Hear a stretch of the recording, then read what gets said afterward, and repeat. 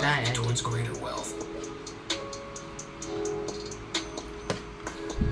I'm a master of wealth accumulation.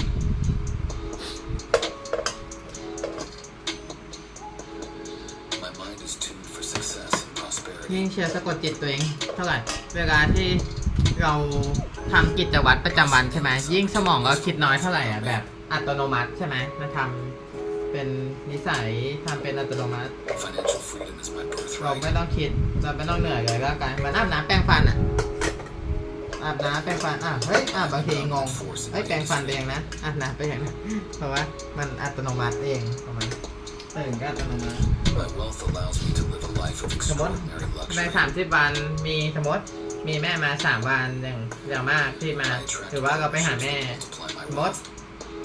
เดือนหนึ่งไม่เกิน3 ครั้งแต่ว่าอีก26 วัน Every dollar I ชี spend วิตเทียบก็ returns to me ใน tenfold. อันนี้ในแบบนี้รูทีนกิจวัตรแบบนี้ I am in perfect alignment with my billionaire destiny.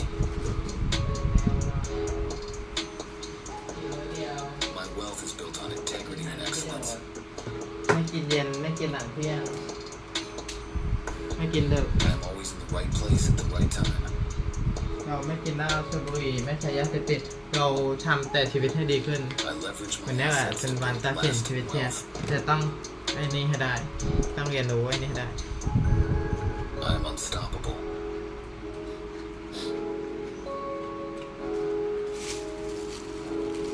I transform every challenge into opportunity. I am the definition of success and prosperity. เดี๋ยวกระดกไอ้นั่นมันแยกถุง I'm grateful for my billionaire lifestyle. ถ้ากินหมดมื้อหนึงก็มื้อหนึงถ้า I ไม่หมด am ก็เอาไว้ destined 2 to be มื้อ a billionaire. เหมือนได้อันผมไม่ได้อัดมื้อเดียวเขาก็เอา2 มื้อได้แต่ถ้ามื้อเดียวทำได้ก็โอเคแล้วแต่กลางวันแล้วก็คือเหลือของมื้อเช้า Every decision I make increases Did I my make wealth that exponentially. I am deserving of billions, and I receive them now. My actions create constant prosperity. No everyone nice to meet you I attract today is billion-dollar ideas. very amazing yeah I am a visionary with limitless potential. หรือว่าเชียร์โพสคลิปเยอะเกินไปมันก็ Billions Okay, flow Nick, to me yes, from sir. multiple sources.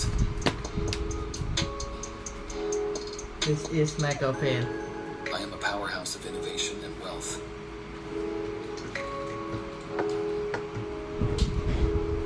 My mindset is tuned to attract financial abundance. ยัง Every day, I build more wealth and influence.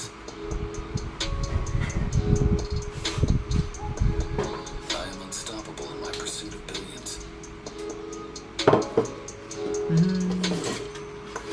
No I everyone want success and prosperity.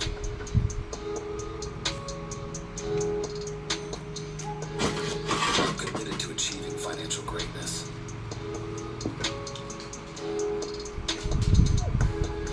My wealth is a tool for positive change in the world. I manifest wealth and abundance effortlessly. I'm a magnet for money. วันนี้ไม่ได้กินนมเพราะว่าเงินเหลือใช้ไป91 บาทเหลือ9 บาทเอาไว้เก็บไม่ต้องกินนมก็ได้กินน้ำเปล่ากับแดง My potential to earn is unlimited. แต่เชียร์พยายามฝึกตัวเองใครจะคิดยังไงก็ใช่แต่ว่าเชียร์ฝึกตัวเองให้ใช้เงินไม่เกิน100 Create impactful แล้วเชียร์ positive ก็ทำได้ change. เชียร์จะพูดแล้วก็ทำให้ได้ในสิ่งที่เชียร์ต้องการ I'm always expanding my financial empire. เพราะว่าเราจริงจังกับสิ่งที่เราทำ I'm financially จากความคิดออกเป็น indestructible. ความรู้สึกออกเป็นคำพูดออกเป็นการกระทำ action Wealth thought generation is my feeling natural state. speak and word and I create wealth and success out of Action. every opportunity. action into habit into reserve I am a beacon of success and prosperity.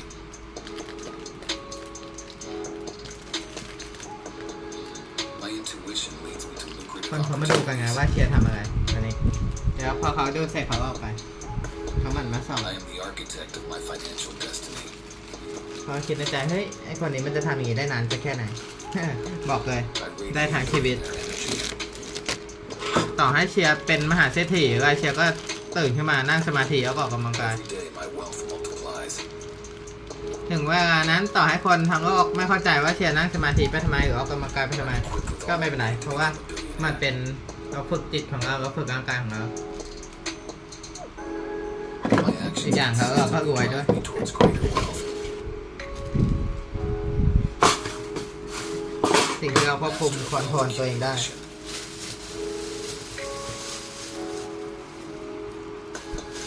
My mind is tuned for success and prosperity. I see endless opportunities for wealth around me.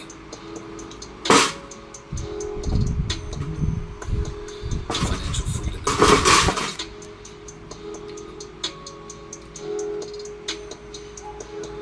I am a dominant force in my industry. นิ่งมากเลย My wealth allows me Ah, to live a life of extraordinary luxury. I attract partnerships that multiply my wealth.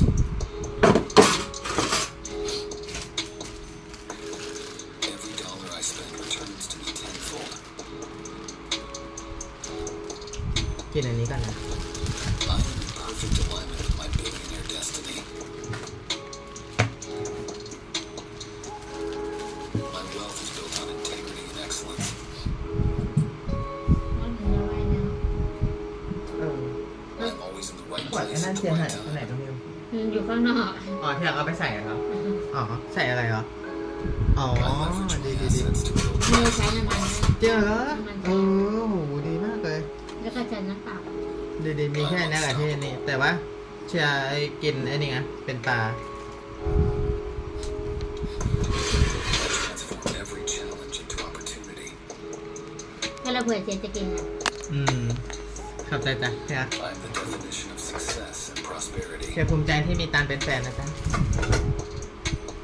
อิ่ม เชียร์ภูมิใจที่ได้มีชีวิตอยู่ในวันนี้ Billionaire lifestyle. สวัสดีทุกคน Hello everyone 5 people nice to meet you I am destined to be a billionaire.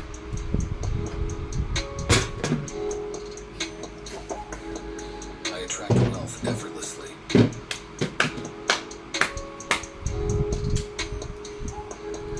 Every decision I make increases my wealth exponentially. I am deserving of billions, and I receive them now.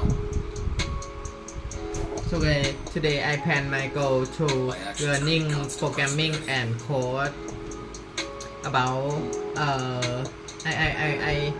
I told to myself in many years to learn website coding application game and AI and I will set my mission set my time set my plan my life to prioritizing to do this I am a powerhouse of innovation and wealth. this skill is very high skill that I want to learn My mindset is tuned to attract financial abundance. Every day, I build more wealth and influence.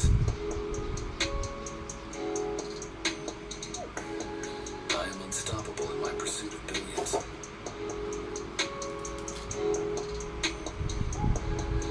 I embody success and prosperity.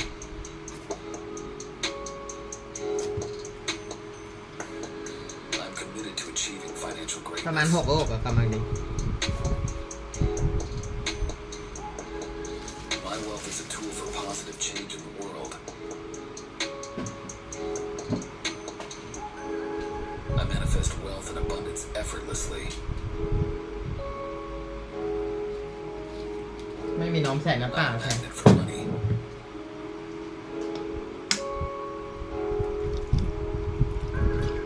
I am worthy of billions.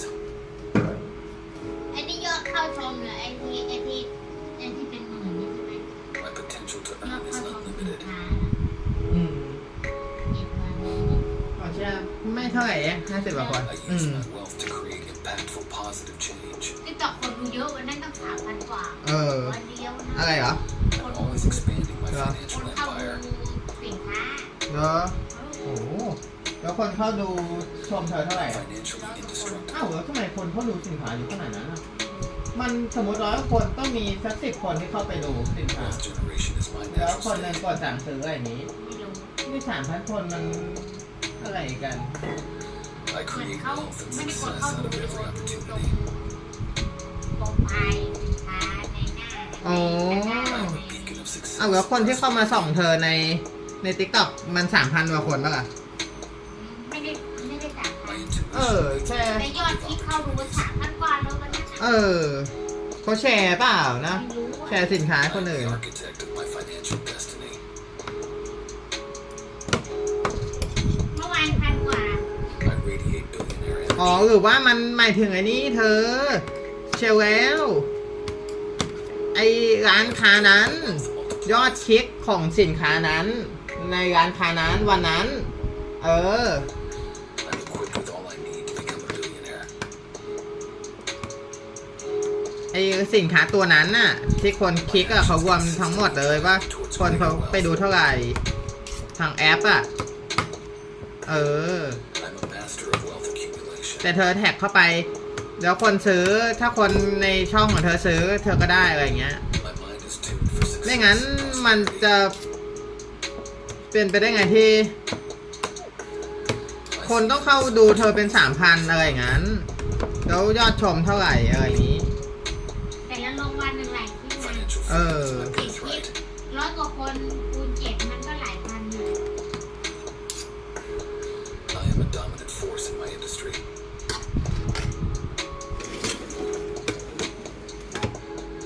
My wealth allows me to live a life of extraordinary luxury. I attract partnerships that multiply my wealth.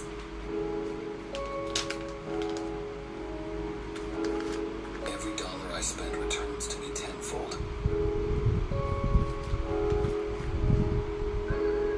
I am in perfect alignment with my billionaire destiny. My wealth is built on integrity and excellence.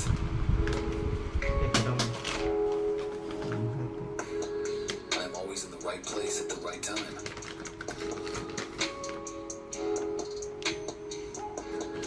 I leverage my assets to build lasting wealth.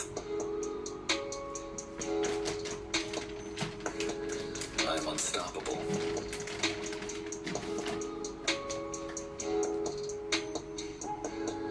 I transform every challenge into opportunity. I am the definition of success and prosperity. I am grateful for my billionaire lifestyle.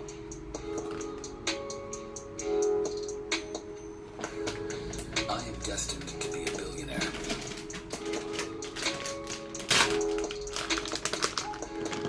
I attract wealth effortlessly.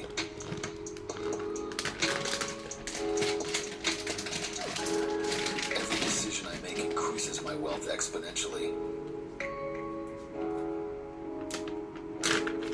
I am deserving of billions, and I receive them now.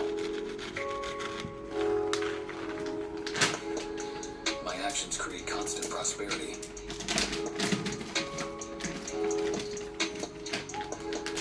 I attract billion-dollar ideas daily.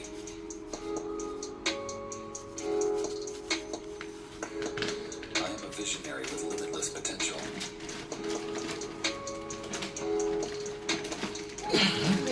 Billions flow to me from multiple sources.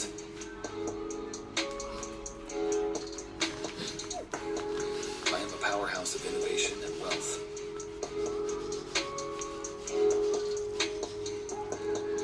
My mindset is tuned to attract financial abundance. Every day, I build more wealth and influence. I am unstoppable in my pursuit of billions.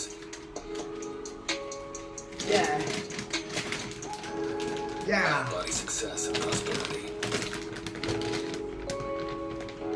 Hello, T people, nice to meet you. I'm committed to achieving Today is financial very greatness. amazing and exciting. My wealth is a tool for positive change in the world. I manifest wealth and abundance effortlessly.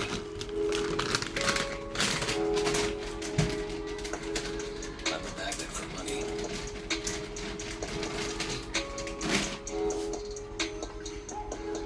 I am worthy of billions.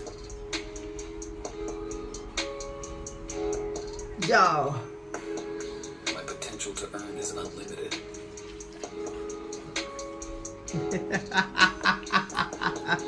I use my wealth to create impactful positive change. I'm always expanding my financial empire.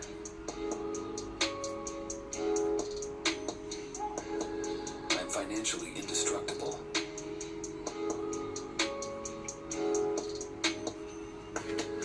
Wealth generation is my natural state.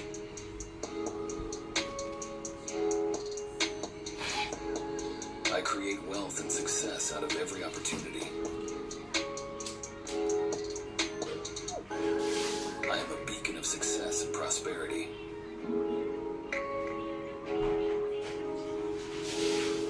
My intuition leads me to lucrative opportunities. I am the architect of my financial destiny. Time to eat, everyone. I radiate billionaire energy. My chocolate banana pudding. Every day my wealth multiplies.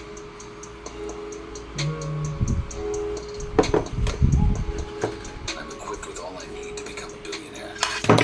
Oh. My actions consistently drive me towards greater wealth. I'm a master of wealth accumulation.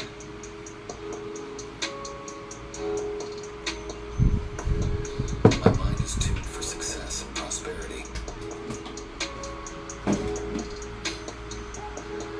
I see endless opportunities for wealth around me.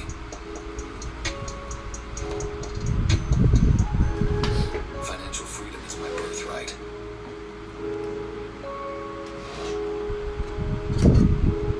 I am a dominant force in my industry.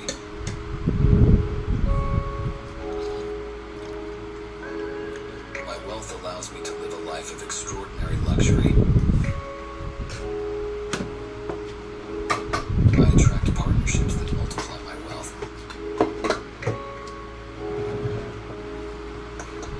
Every dollar I spend returns to me tenfold. I am in perfect alignment with my billionaire destiny. My wealth is built on integrity and excellence.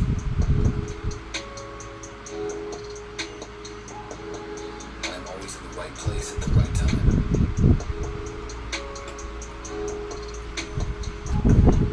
I leverage my assets to build lasting wealth. I am unstoppable.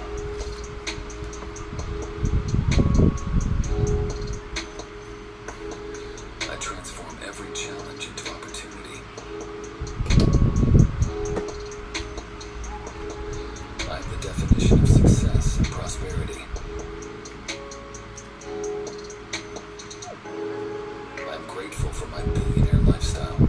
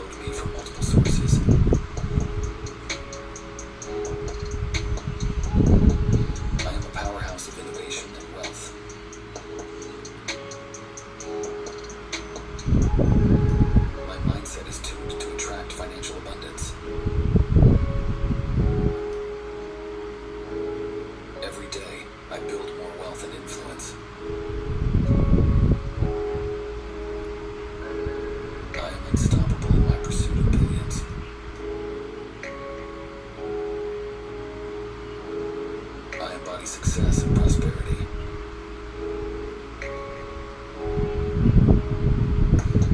I'm committed to achieving financial greatness.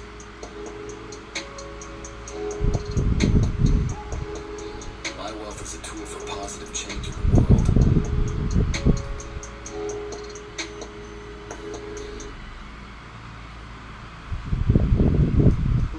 Never even worked in tech at all. To be successful for the period of time that you were here for, say, 50 years, especially once one is a diversified company, requires a lot of resilience. Because by definition, not every year is a success. And once you have 4 or 6 or more businesses, you're never at a point where every single one of them is, say, firing on all pistons at the same time. You're likely to have, some things that are doing better than others. What's the mindset that you think is sort of indispensable for that kind of approach? Yeah, I think you have to have some combination of irrational confidence and realism. Irrational confidence, the irrational.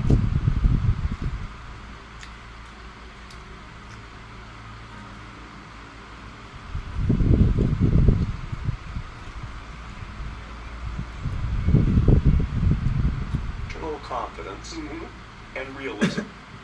Irrational confidence that says, yeah, everything's a mess right now, but it's going to be okay. We are smart enough. I'm smart enough. We're going to fix this. Yes! But if you're not realistic about where you are, your irrational confidence cannot carry you through. It's something I've seen in basketball. You have to have a level of irrational confidence to be great.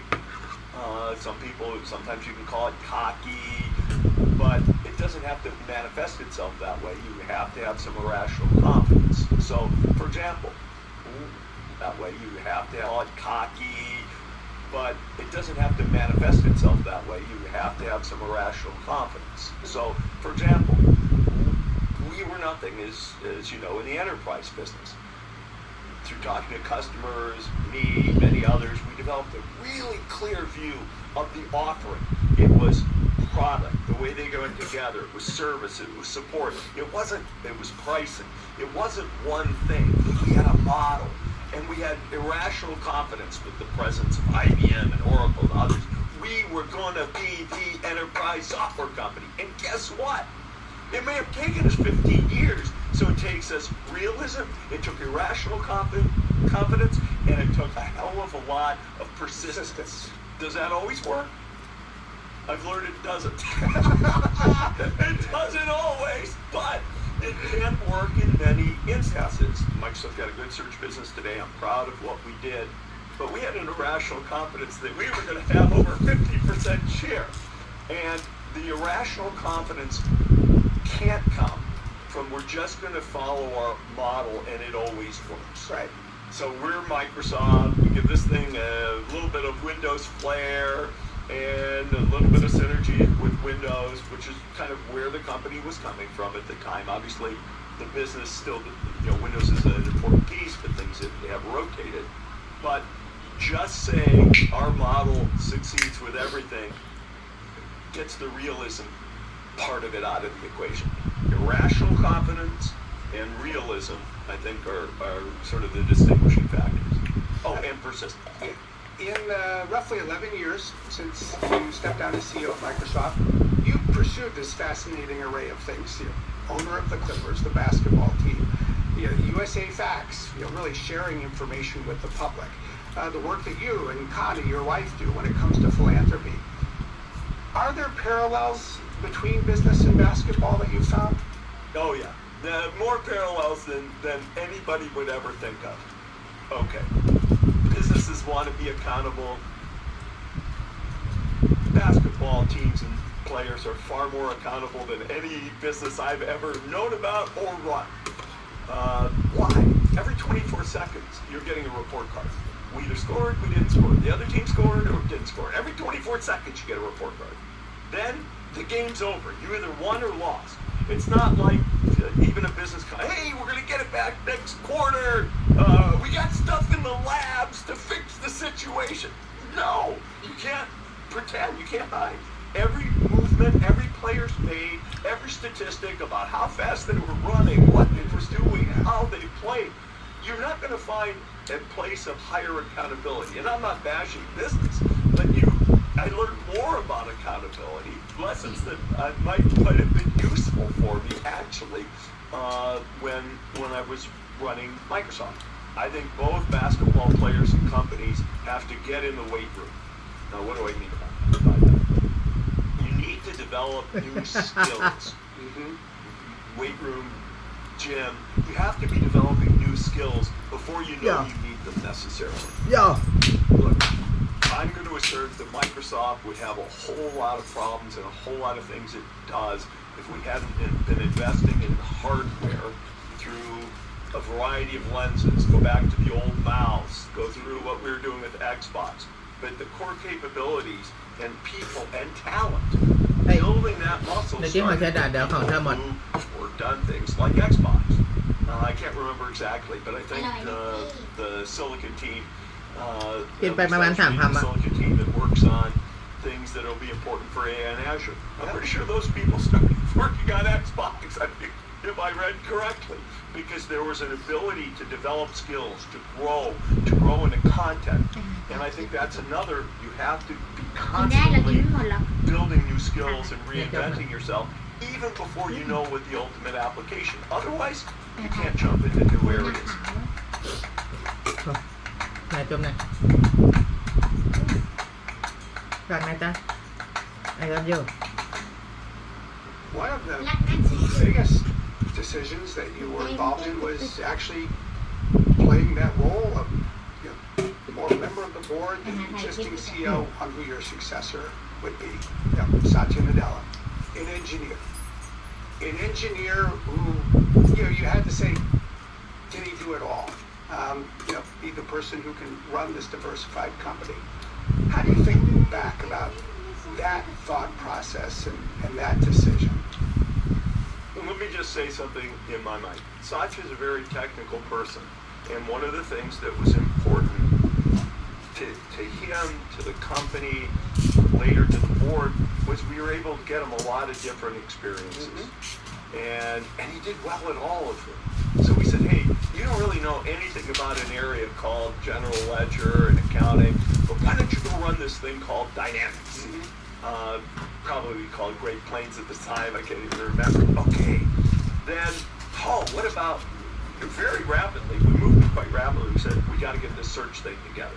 This is the high potential guy. This is a guy who can learn new things. He's technically minded. Boom, throw him a new problem. And he's building new skill sets along the way. Machine learning, the notion, a different sort of style. Old programs were supposed to generate the right answer. Many new programs are supposed to generate the statistically best answer. And you only know after whether it was precisely the right answer. And so, in that sense, he had all these experiences. He clearly had good people skills. He clearly had an affinity for product. He clearly had a knack for understanding how to think about particularly our enterprise selling operation. I knew we needed to give him even more stuff. So we actually, me, Bill agreed, our senior leadership team, this is a guy we should be thinking about for the future of the company. And so when it came time to find my replacement, I kind of knew up front, look, we've been grooming this guy for about 10 years, 15 years. This guy is really talented, so he gets the job, obviously. I had one great conversation with him, which was, quote, an interview. And he told me a story about his dad. And, his dad was a kind of a senior official in government who worked with people who became the prime ministers in these top jobs. And he told me the story. His dad told him, look, Satya, a lot of people come to the leadership positions in government and they're just not ready. But guess what? They learn what they don't know pretty well on the job. Interesting. Yeah. But the key there was he realized that. He could recognize.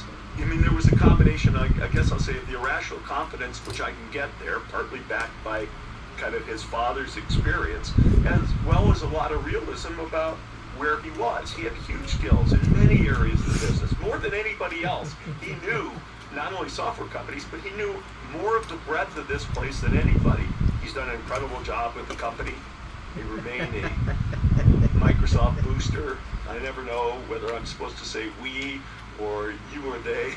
Talk about Microsoft, I lapse into we pretty easily, I will say. And, if you look, we had a cloud business that we had, was, I'll call it nascent when I left. That thing didn't have to succeed. It didn't. It succeeded because Satya was able, with the team, of course, but to give it what I'll call the jet fuel that's propelled it. These companies have 3 CEOs. They're all right here. This is all. Satya is thoughtful. Satya is cool. And is absolutely the perfect choice as our new CEO.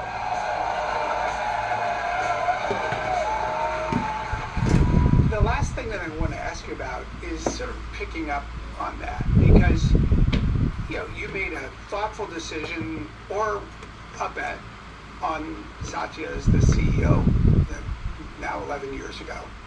Typically, somebody in your position would have handed over the keys, so to speak, said, good luck, I wish you well, and I'll maybe follow you from afar or a little closer.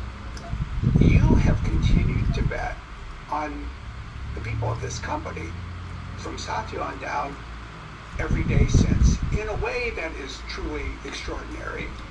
And many people would have left and said, that chapter of my life is done, I'm going to sell my stock, or I'm going to sell most of my stock. And you have not. I believed in the people. I believed in what we could do. I believed in the mission. I had a lot of...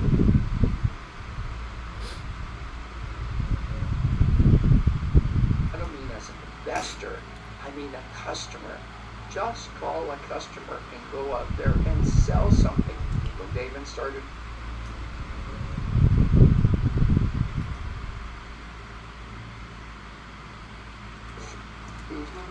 He didn't hire a whole bunch of researchers. He took a t-shirt, stood up in a street corner, sold it. When I started my first tech business, I didn't spend years thinking about what should I do, products you should have. I called up a big customer and I sold it to them. You want to start a business, go sell something.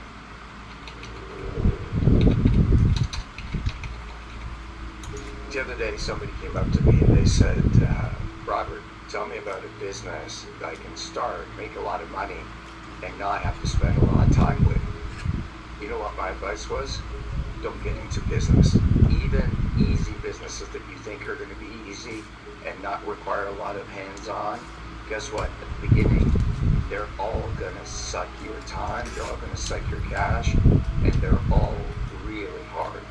Business is just hard. It takes many years to get to easy. Don't be fooled by trying to start something easy.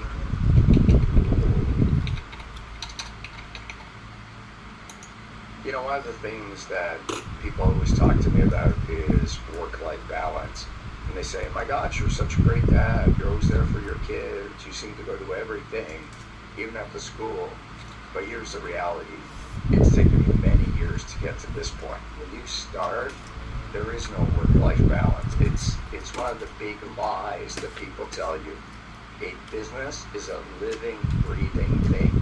When it needs to eat, you have to feed it. It doesn't care that you have a school play.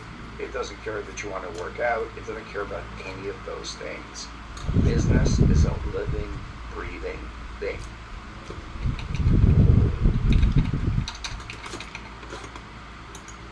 I've seen a lot of businesses start, and I've seen a lot of businesses fail.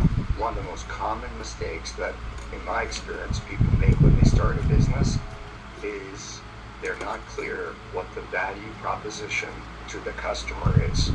They look at it through their lens. So, let me give you a quick example. You heard the famous, sell me this pen. Do you know what the right answer to that is? it's not selling the pen. It's before I sell you the pen, tell me who I'm selling the business to. Value is not through your eyes. Value isn't through the eyes of the customer.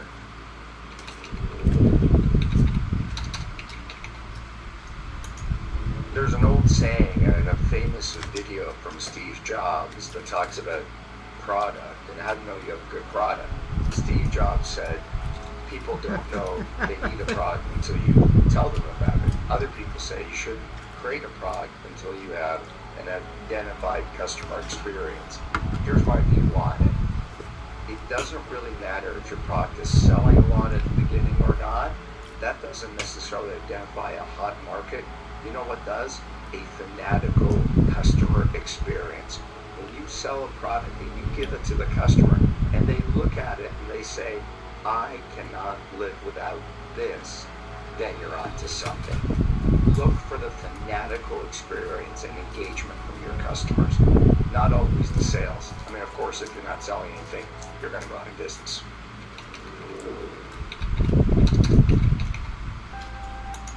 One day I was talking to one of my old HR VPs, and we were talking about what makes a great candidate, and she said, we want to hire...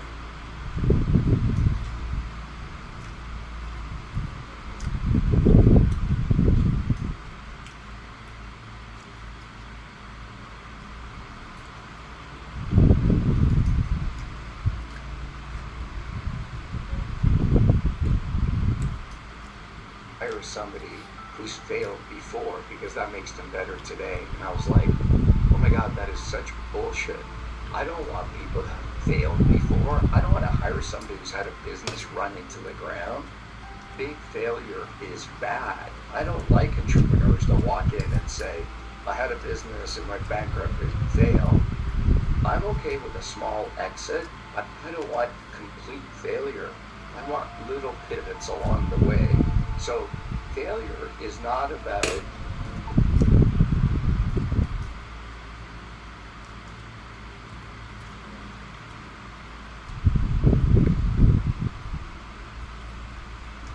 big failure. Failure is little things and constant adaptation.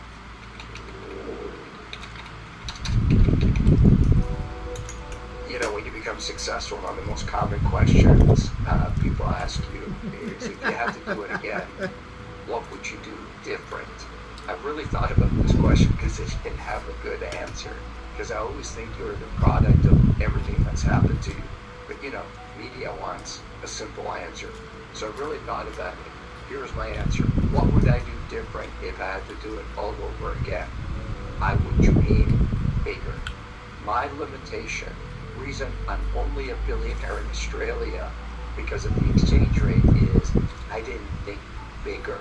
My capacity for imagining this life, I didn't have that capacity. I really believe a mind, once expanded, can never go back to its original size.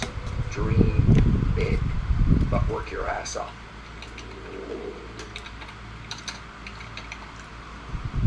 The other day I was doing a speech and somebody came up to me and said, oh my gosh, I wish I was successful. My life would be so much easier. I would be happy every day and all my problems would go away. And I'm like, are you kidding me?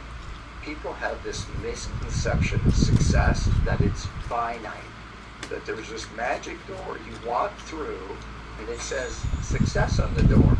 And once you walk through that door, it's all unicorns and puppy dogs and lollipops. Guess what? The problems just get bigger.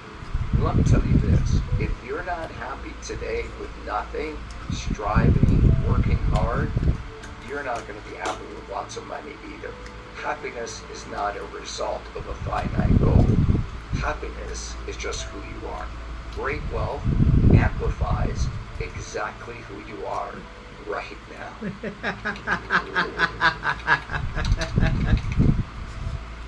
Yeah. Here's a piece of advice that I had to learn that I didn't do.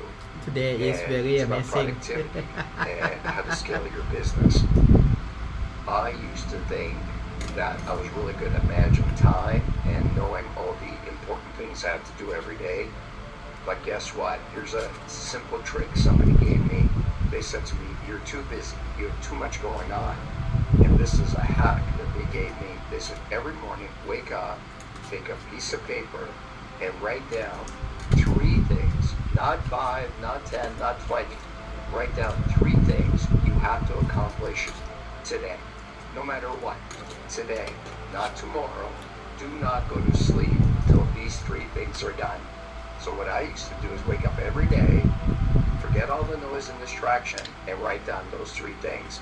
Not necessarily tackle them, but my day did not end until those 3 things are done. Constant forward momentum.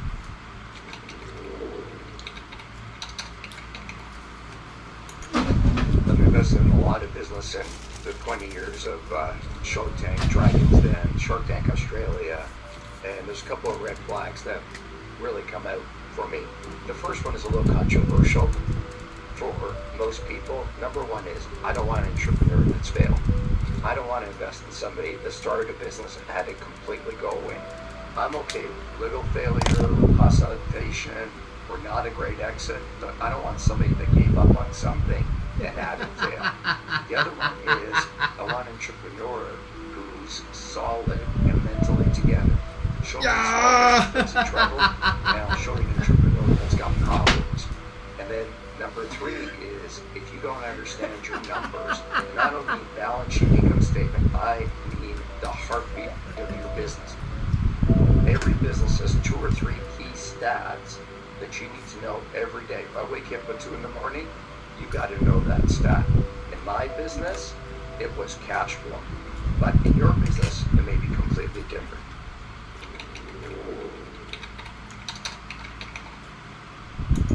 You know, motivation is really hard. It's easy to be motivated when things are going your way. I always say, if you can be motivated when you're having a crappy day and it's raining and your dog bit you and your friends hate you and your spouse doesn't like you on that day and your kids are yelling at you, when nothing's going right and you feel like failure in every part of your body, if you can get up on those days and do the things that need to be done, that's motivation. It's a great saying I heard a long time ago, which is, a great entrepreneur has the ability to go from failure to failure without any lack of enthusiasm. That's motivation.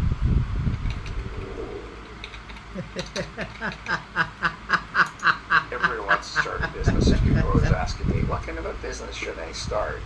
Here's the most common mistake I see young entrepreneurs making. And what's the best analogy? It's, think of it this way. There's a piece of cheese, and all the entrepreneurs are mice, and they're all scurrying around. They go after that piece of cheese. And then tomorrow, there's a piece of cheese over here, and everybody goes this way. Wayne Gretzky said it best. Don't go where the puck is. Go where you think the puck is going.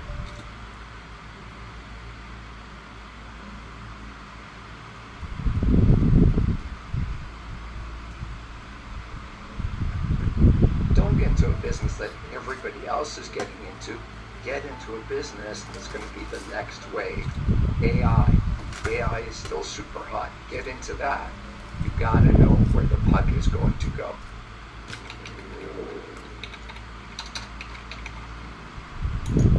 I just got a text from somebody asking me to be their mentor. And it's one of the common things that I hear a lot of people talk about is, can you mentor me? Or how do I find a good mentor? And then people ask me, well, what was some of the advice you got from a great mentor? I always struggle with that question. Let me tell you why. Because advice is relative to where you are in the situation. Somebody gives me great advice on something and I'm not ready to hear it, I'm not going to apply it. The beauty of life is there's so many great people, not just me, but there's so many people you can learn from YouTube University, but it applies to where you are in your journey. Don't look for generalities and advice. Look for people that can mentor you on a specific problem that you're having now.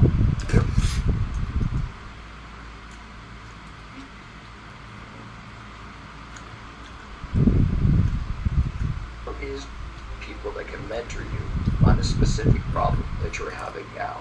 There is no one pill that answers everything.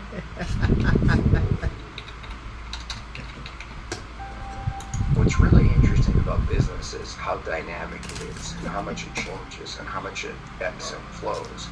One of the biggest impacts that I'm seeing in business that I really believe in is customization.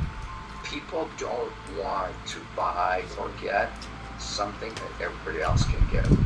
And with the internet, and especially with AI, you can recreate and duplicate and scale almost anything.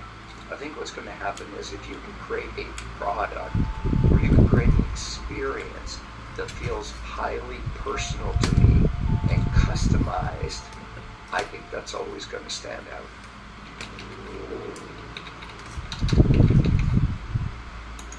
Sales is the lifeblood of every business. I mean, I have lots of engineers and accounting people, all kinds of people want to start a business, and they always say to me, oh my gosh, I'm so scared of business. And I say, why? And they say, well, I'm not very good at sales. So we say to them, look, there's a playbook on how to do sales, lots of sales books, but let me give you a piece of advice that's not in any of those books. Authenticity is impossible to replicate. So I had a guy that worked for me years ago, and he was impossible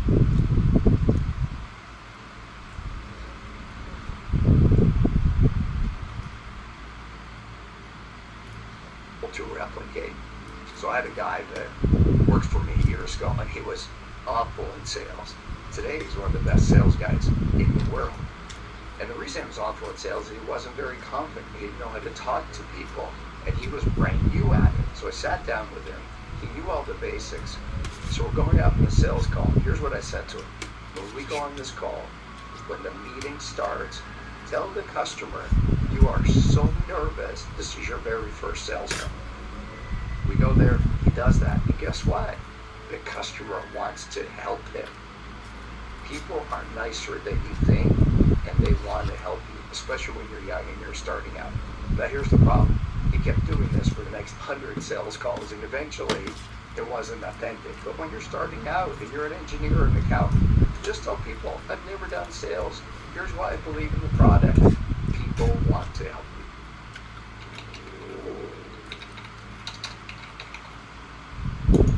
Money's hard, and you can make lots of mistakes with money. The thing I've learned over time is you want to be very careful with mistakes you make with money, because once you spend $1, it's gone. It ain't coming back. One of the biggest mistakes I made was I was in my 20s, and I invested in a stock because my godfather told me it was going to go through the roof.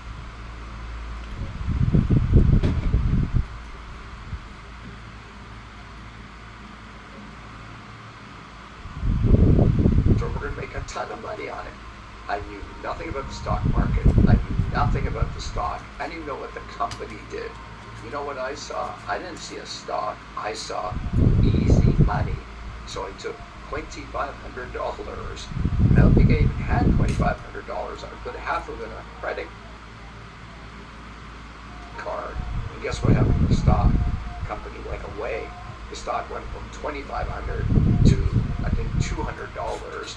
And because I bought it on margin, I had to borrow money from my parents. So embarrassing to pay it off. Biggest mistake I've made that you should make, don't chase easy money, because there's no such thing.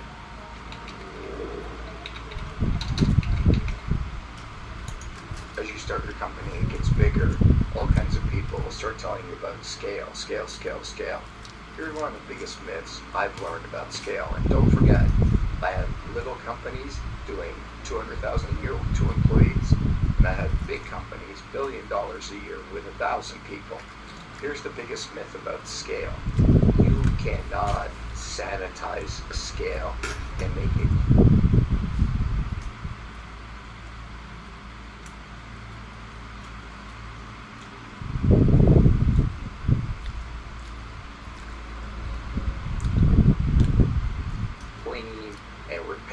and productive every single day.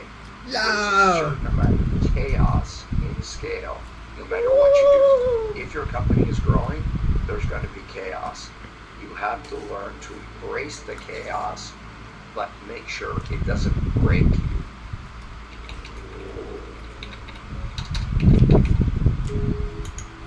I think it was season 4 of Shark Tank in the US. This couple came out and they were pitching to us, and I think they said something, I didn't really understand the question, and they said to me, hey, you're not listening to what we're saying. And I think I was having a bad day, and I probably was hangry, didn't eat breakfast, and I said to them, hang on a second. It is not my responsibility to listen to you. It's your responsibility to be heard. The biggest investment I've ever made in myself and that you can make in yourself is learning how to communicate. If you can't communicate clearly, no one's going to listen to you. It doesn't matter if you have the best idea or the best product, but if you can't communicate with people and get them to understand it, you're never going to be successful.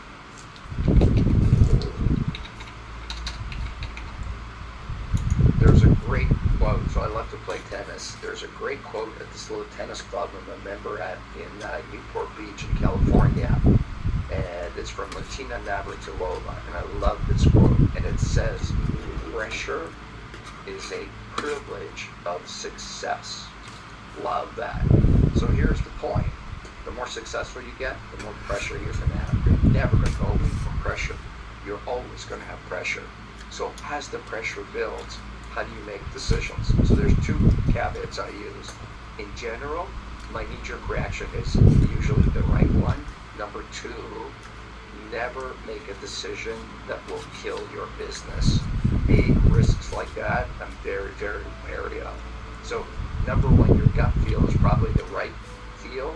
And number 2, don't make big decisions that could kill your business. And my final point is, sleep on it. In a really, really big decision, you have to have clarity of mind. So take in all the data, then get away from it, sleep on it, wake up tomorrow morning, and how you feel right away is probably the right way.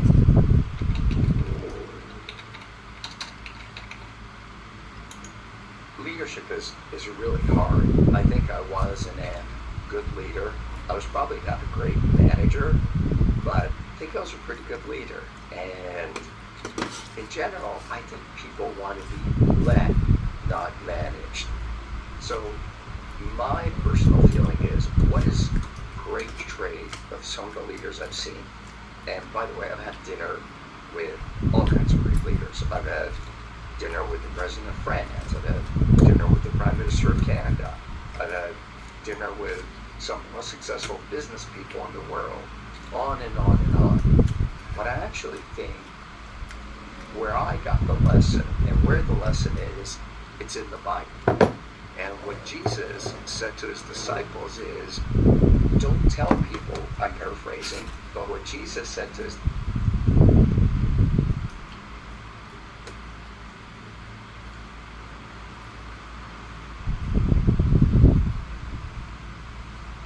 disciples is, don't tell people what to do, teach ye with parables. Great leaders have the ability to tell a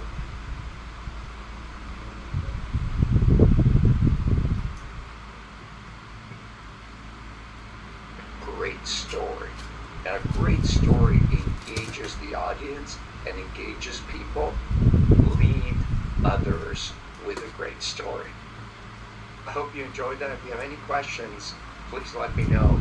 Don't forget to subscribe.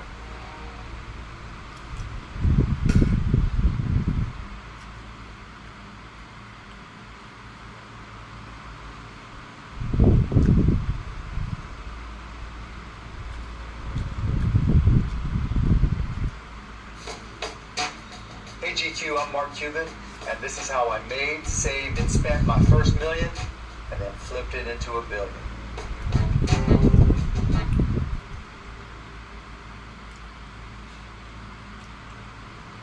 Hey GQ, I'm Livy Dunn, And I'm Paul Skeens. and this is the country. Here we go. Strap in. This is the GQ couples quiz together. Together, yes. Oh, and we don't say together. No, we say it together. We don't say it together. Hey GQ, what have you done? I'm Polsky. And this is the GQ couples quiz. Me. Obviously, the right answer is me. Oh, yeah. She's gonna win. Let's them wrestle. We could real wrestle. 1, 2, 3, 4. I declare a thumb war. Go. Are you wearing lotion? It's so slippery. Okay. Looks like I'm going first. What? What is my favorite gymnastics move? A flap. Well, yes, but like more specific. Hey GQ, I'm Mark Cuban, and this is how I made, saved, and spent my first.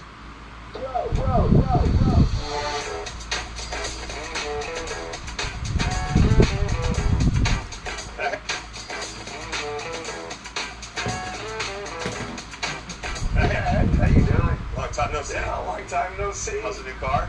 Love the new car. Came to switch something out. Very risky going all white with 6-year-old twins. Yeah, we need to like wrap them in like a plastic bag. It's my friend Davey from Australia. Nice to meet you. Crazy dog Norman. Oh, is he pulling the tennis Oh ball? my, look at that. He took the tennis balls off the... Wow, it's stunning spec. I love this. Yeah, love the color. This. Love the color. It's great. I don't think I've ever owned a gray car. I thought, now that I'm getting older, maybe I should go with a more conservative color. I don't want to That's say right.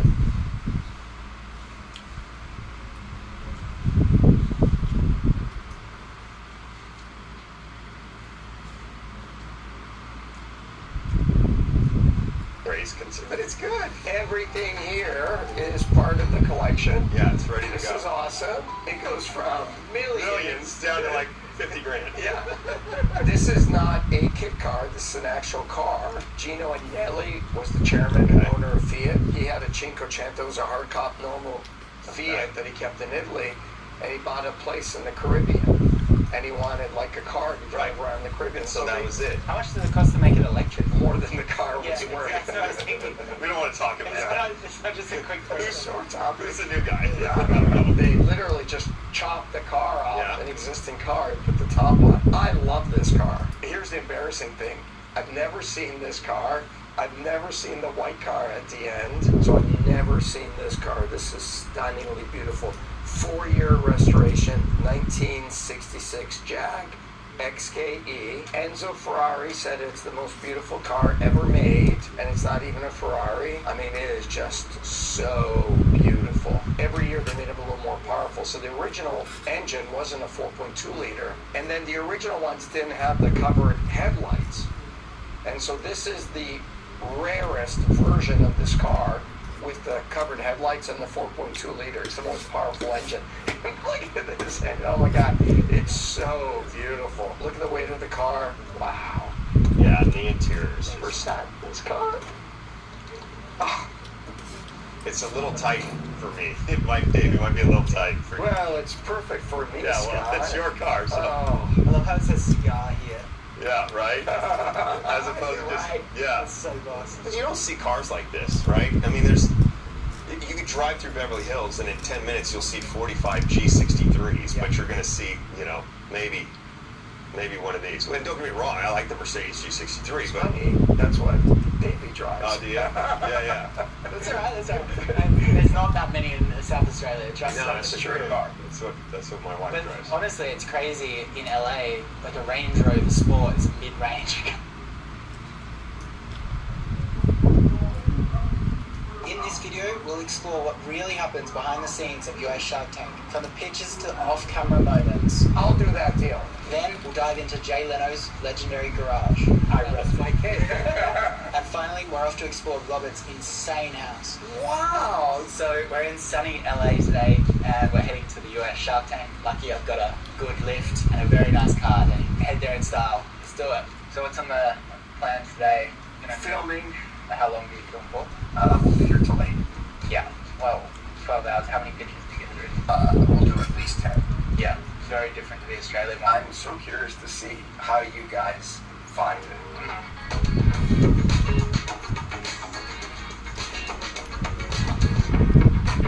What's what's your main tip for someone that's like going to start a new cybersecurity startup? I met a guy the other day who's integrating AI. And he's onboarded a fair few clients, but like, is there still room in the space considering it's such a boring industry? The great thing about cyber is that it goes in cycles of about 3 years, and every 3 years it eats its own young. And so there's constant room and improvement. And what's hot today will change in 3 years. You know why? Because hackers are moving at a pace faster than the industry. And being big means nothing in cyber. One of the most interesting things about the US Shark Tank is just like the quality of entrepreneurs and businesses that come through, and they can get like $1 million bump in sales just from going on the show, so it makes sense. But from like an ad perspective, a 30-second slot is like $300,000 or something like that on Shark Tank. So if you extrapolate that out for actually pitching, it's crazy value.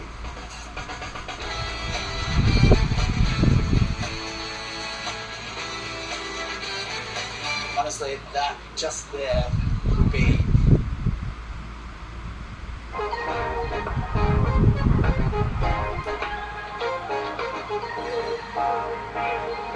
Hey everyone, here we are with my buddy Josh Altman, the best real estate guy in all of California. And we're going to tour this amazing house, which is how much?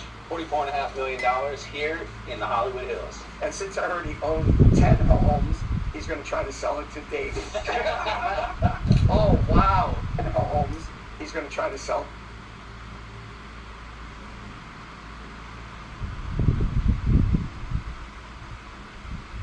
To David. Oh, wow. Look at.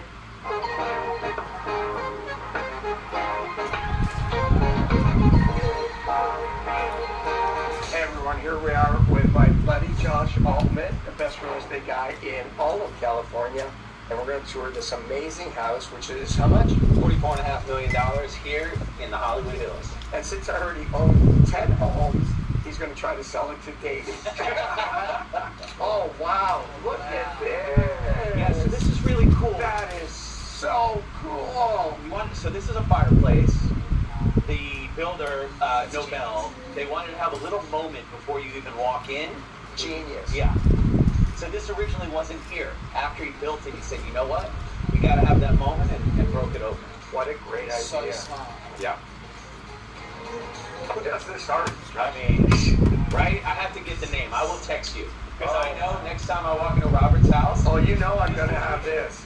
I knew it. I knew he was going to love He's that. going to try to buy this one. Isn't that cool? That is great. So this artist usually does stuff that's 2-3 stories high in front of buildings. Is it in the water? Yeah. David, check that out. Look at it from the side. That was a custom piece. Look at it from the side. Oh, it's That's amazing. Oh, wow. That would have taken. You guys, keep your cameras out, because there's so much stuff in here you're going to want in one of your houses. It's amazing. All right, so front entrance. Yeah, so great front entrance. Bar.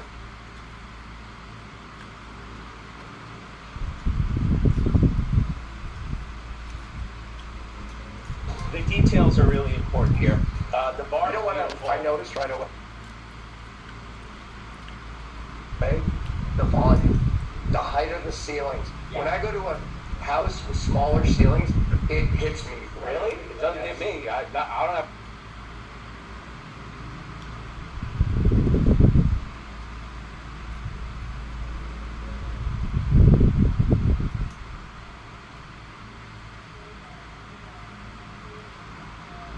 Problem with height. No, but the volume. You know, oh my God, look So at this. it's very cool. So okay, you'll appreciate this. The Rolls Royce ceiling, right? Oh, You got the starry sky,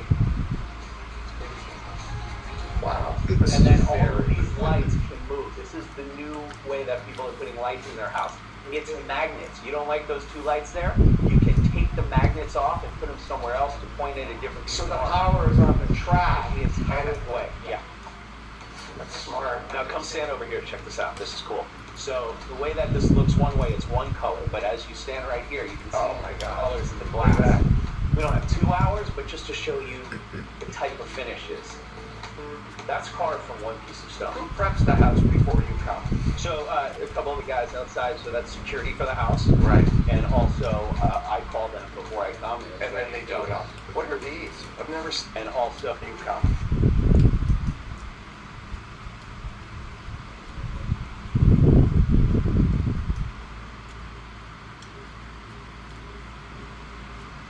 So a couple of the guys outside, so that's security for the house. Right. And also I call them before I come. And then they do it all. What are these? I've never seen these before. Oh yeah, that's the latest and greatest. Can I? Yeah, of course.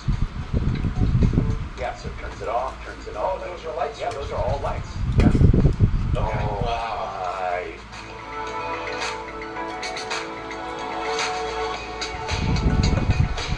This is insane. So if you were interested in this this house, is Robert, I would leave you How here. much is it? 44 and a half.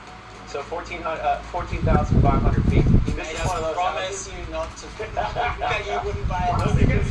Do not. Oh my God. Am I being an easy? Oh It's my true God. that once the client sits down, This is that moment where I go,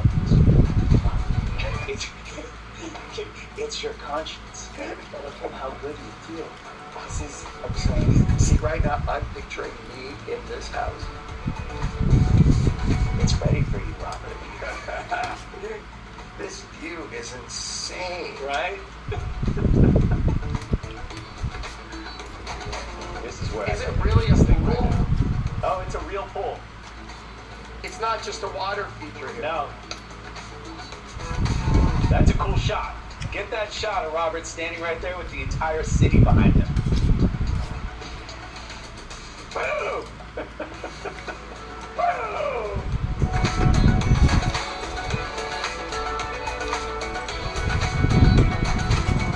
Wow. So this is very cool too. Check this out.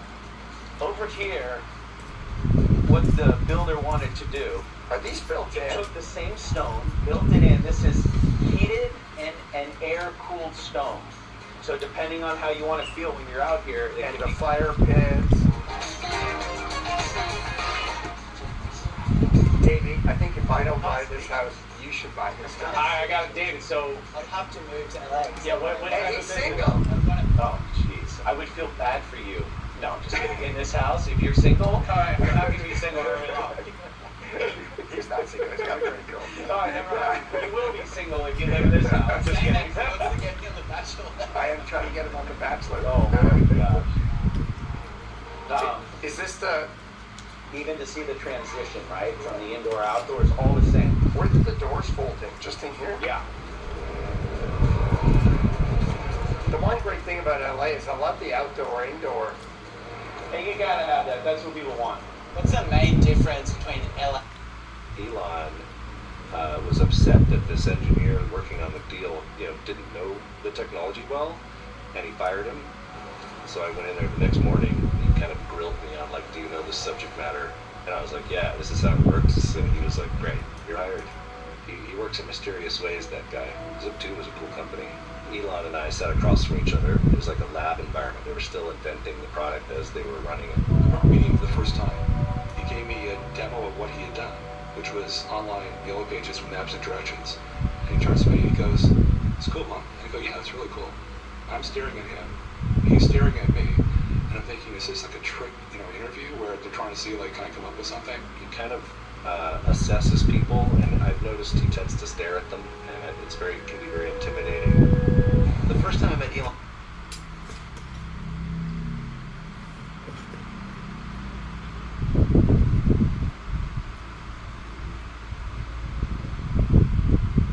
he was pitching Zip2.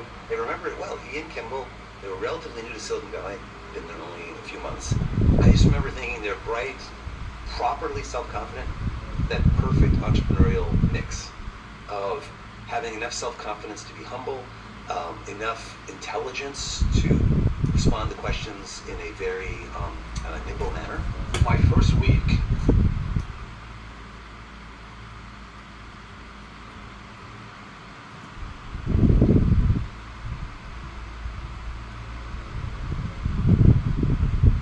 I would say from the age of 3, I thought he was a genius.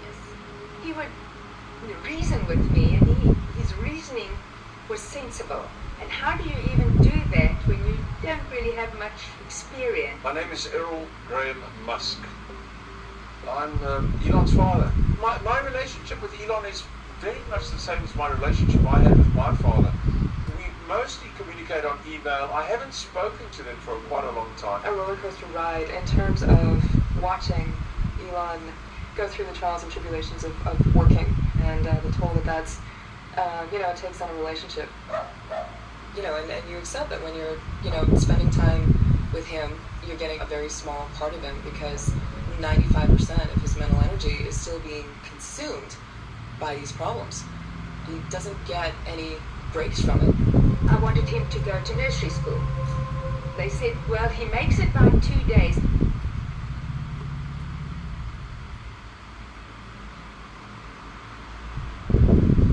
But you really should keep him back a year.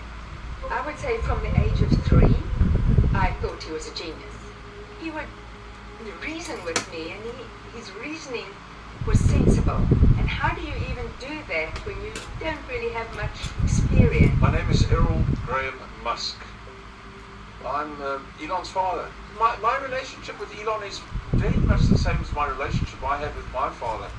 We mostly communicate on email. I haven't spoken to them for quite a long time. A roller coaster ride in terms of watching Elon go through the trials and tribulations of working, and the toll that's takes on a relationship.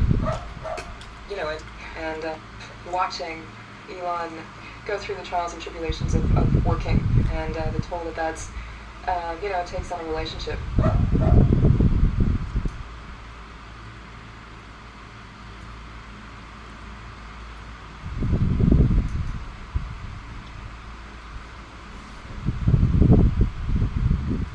And you accept that when you're spending time with him, you're getting a very small part of him, because 95% of his mental energy is still being consumed by these problems.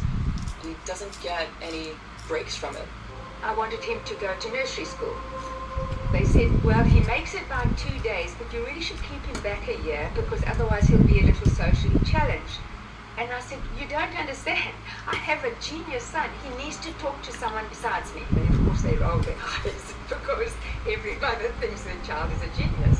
As a teenager, Elon didn't have many friends, but he read all the time, through the night. I couldn't get him up in the morning. He read a lot of science fiction.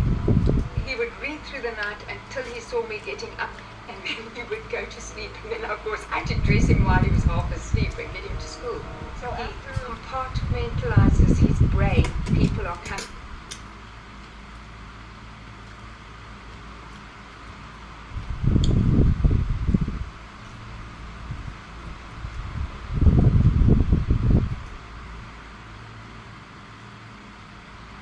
In and talking to him, and every hour they tell him what's happening.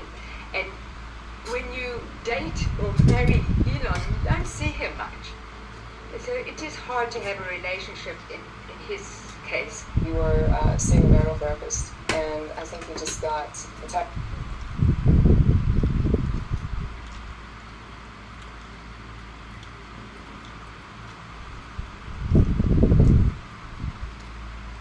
The stress and the uncertainty of it. And the next day, so I went into my therapist's office, and he had left a message for her to tell me that he was filing for divorce. So that was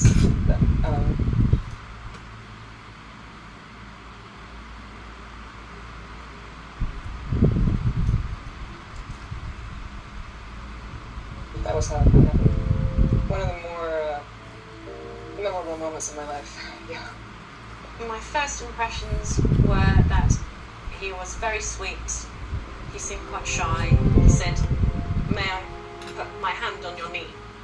And I said, "Okay, go on then." So it was quite sweet that he asked. He said, "I don't usually do this, but he said, I'd love to see you tomorrow. Can we meet for breakfast?" And we had breakfast, and then at the end of breakfast he said, "Will you come and have lunch with me?" So then we went for lunch, and then he said, "Will you come to dinner?"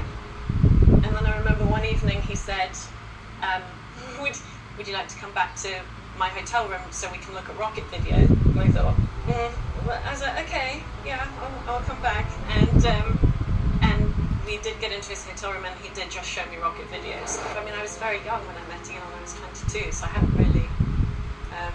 Yeah, that was it. School and a bit of acting. And then I fell pregnant on honeymoon. Then the abuse started right away. They were beating me up if I didn't do as I was told. I came back from honeymoon bruised and pregnant. And then I didn't want my family to know. So then you just put up with that because you have no choice.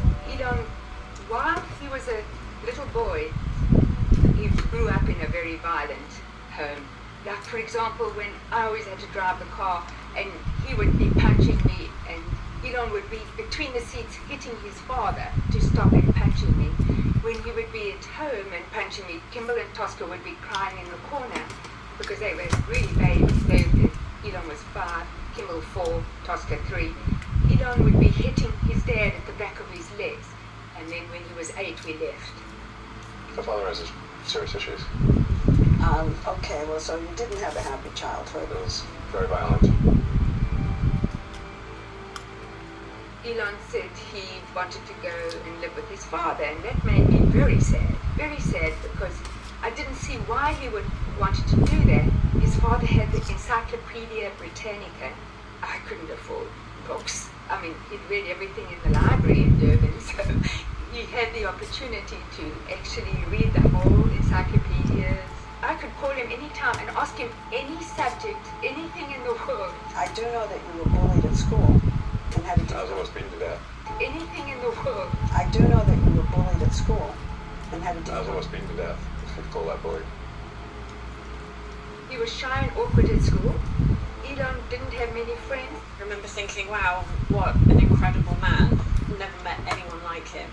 And I was just thinking about him, and so I emailed him and said, okay, well, I've got some time after this shoot, so I'm going to book a flight to LA, and I've never been to LA, I'll book myself a holiday, and it'd be lovely to see you.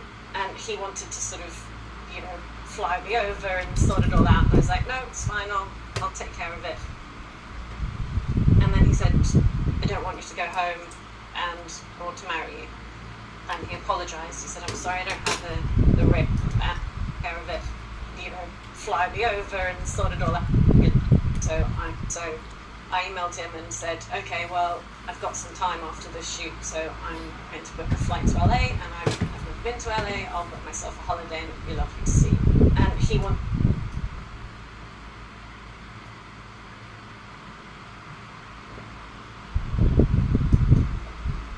him and said, okay, well, I've got some time after this shoot, so I'm going to book a flight to LA, and I've never been to LA, I'll book myself a holiday, and it'd be lovely to see you. And he wanted to sort of, fly me over and sort it all out. And I was like, no, it's fine, I'll take care of it. And then he said, I don't want you to go home or to marry you. And he apologized. He said, I'm sorry, I don't have the ring. He said, but this is what I'd like to do. And so we shook hands on it, and I said, yes, I will do. My father told my mother at the end of their first date that he was going to marry her, and so I think I was primed to think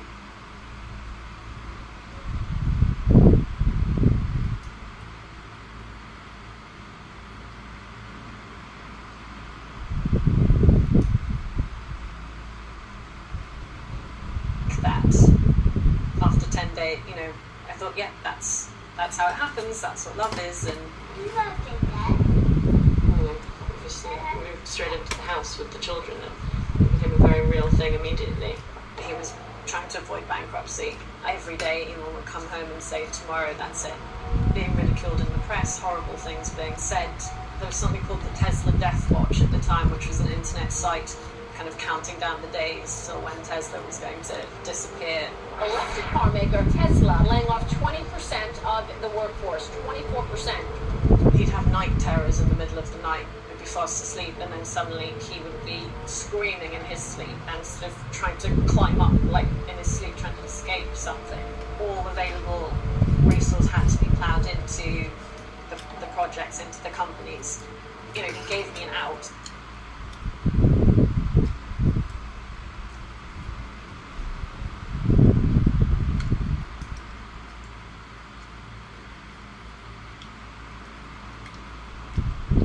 He said, this is going to be the hard path, and you don't have to stay for it. It was really awful. He ploughed his money into Tesla and SpaceX.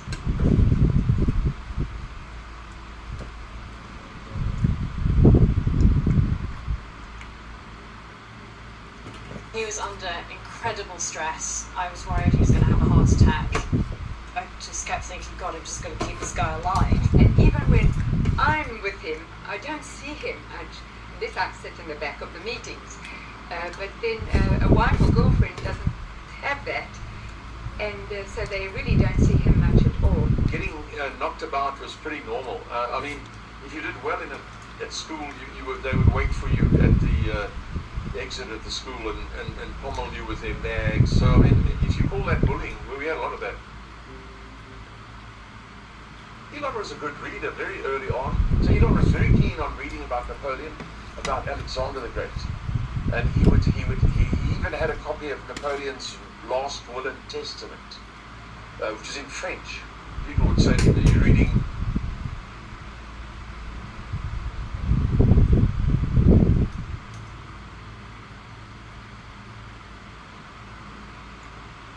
"You're reading that big book, little boy," some idiot would say to him. And Elon would say, "What, are you stupid? Do you think I'm just looking at pictures or what?" You know. so you know. But he liked to be with the adults in company.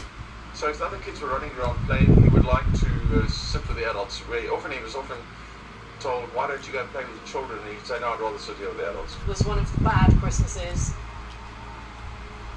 He'd forgotten to get me a Christmas present. We were in Boulder, Colorado, so there's loads and loads of snow. And we were in bed. And he said, it's not that I don't love you, I do really, really love you. It's like, my brain is exploding.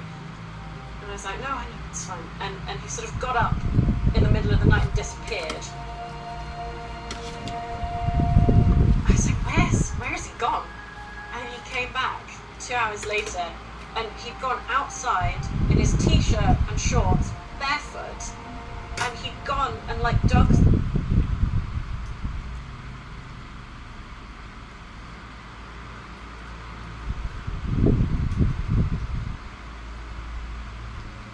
through the snow and picked flowers. He walked all over Boulder and came back with a little bouquet of picked flowers. He was like,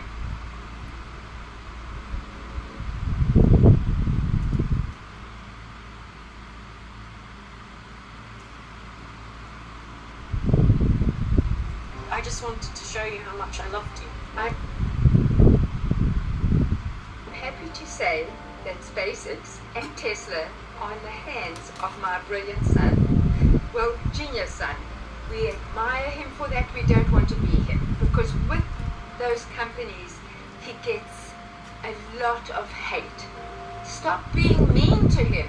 I need to think that the media are mean to him. He was very supportive of me having a career, but I had to come back and do Centrillions 2, and it was the first time we'd been apart. And he sent 2 lorry loads of flowers to set for me, and he'd also found out from production the name of every woman on set, and he'd sent them all flowers and champagne and chocolate, so that then when he came to visit, everyone was like, "Oh, hi."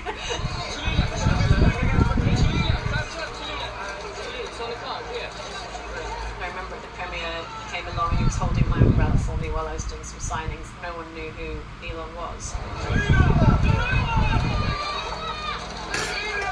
Elon was.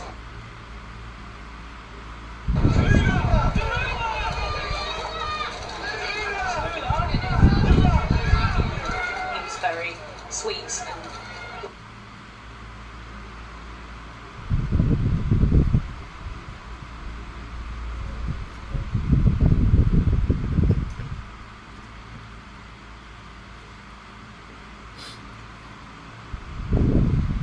lovely. I mean, it was a crazy sort of upwards trajectory from nothing to everything. It felt like being on a rocket.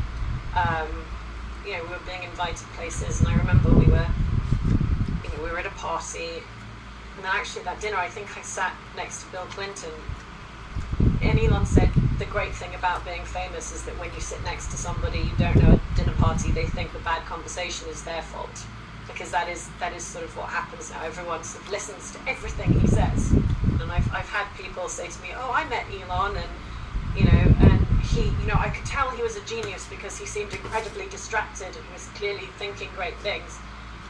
And I'd be thinking, really? He probably just didn't like you, or he's probably a bit bored. And then I'd text Elon and be like, just met so-and-so. And he'd be like, oh yeah, really boring.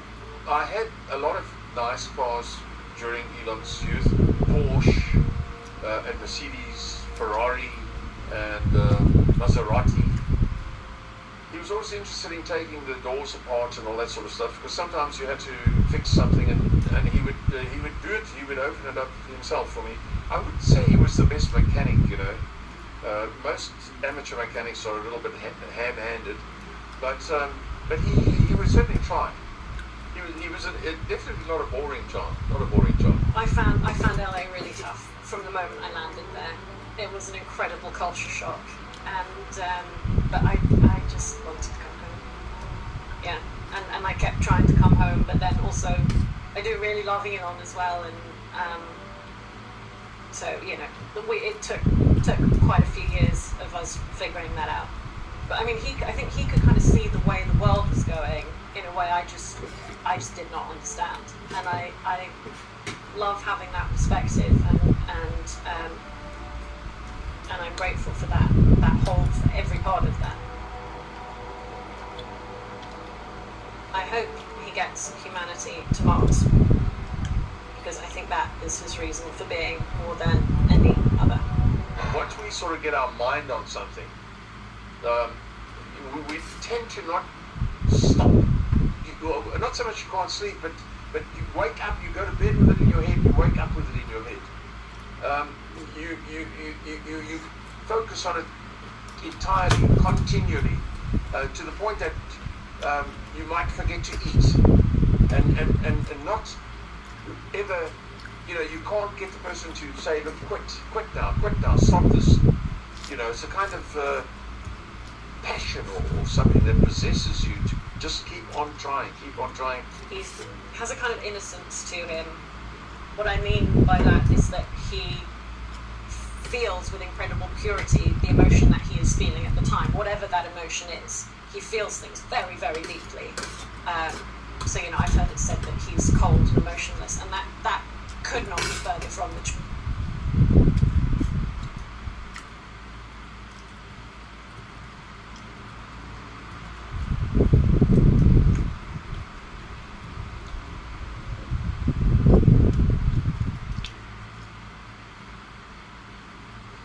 But rolling around, holding his tummy, laughing, and everyone else in the cinema was looking at us like, what the hell is going on over there? And I was sort of like, Nick, come on, get up off the floor. But he was just enraptured by what was on the screen. Nothing. He literally fell on the floor, but found the film so funny that he literally fell on the floor and was like rolling around, holding his tummy, laughing. And everyone else in the cinema was looking at us like, what the hell is going on over there? And I was sort of like, Nick, come on, get up off the floor. But he was just enraptured by what was on the screen.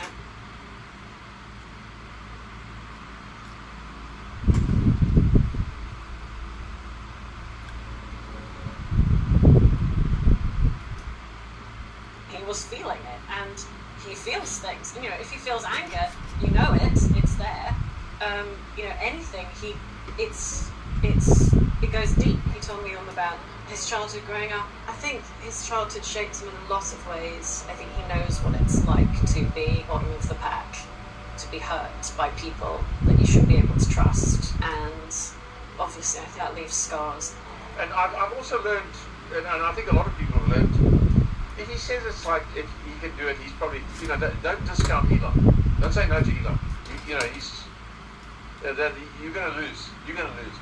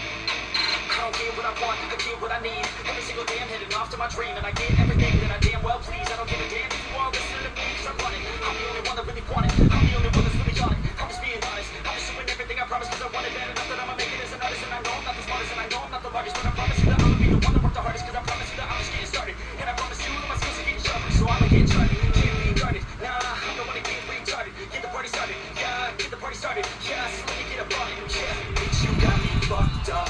I don't know what's up. Pour that shit in my cup. We bound to turn up. Crank this shit up so loud. Sounds like we're sold out. You brought up the whole crowd. We should control now. Take this shit too personally. Everybody got a different version of me. Everybody gotta be learning with me. Everybody gotta be working with me. I feel like there's uncertainty and urgency. No matter what you wanna be, but honestly, but you your mind's constantly. So stop and breathe. Whatever you wanna be.